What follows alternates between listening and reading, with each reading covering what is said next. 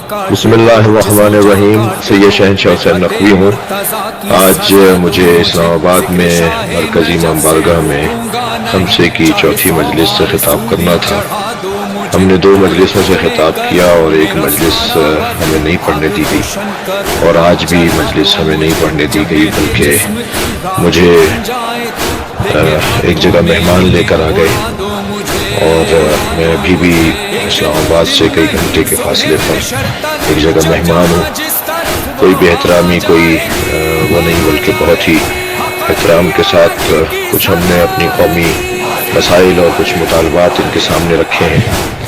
اور ہم محب وطن پاکستانی ہیں. ہم نے ہمیشہ وطن سے وفاداری اور امام حسین کی عزاداری، یہ 2 ہی باتوں کو فوکس رکھا ہے، اور انہیں وہ 2 باتوں پر اپنی توجہ رکھی ہے. میں تمام پاکستان میں بسنے والے سنی شیعہ محبت کرنے والوں سے اپیل کروں گا کہ پرامن رہیں، اور اگر گھر سے باہر نکلے ہوئے ہیں میری محبت میں تو اپنے گھروں کو چلے جائیں.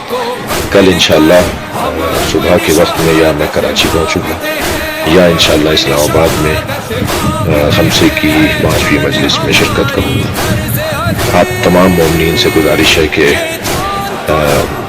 میری خیریت سے آگاہی پاتے ہوئے پاکستان کی سالمیت کے لیے اور محبان اہل بیت کی امور کی بہتری کے لیے اللہ کی بارگاہ میں دعا فرمائیں. بہت بہت شکریہ.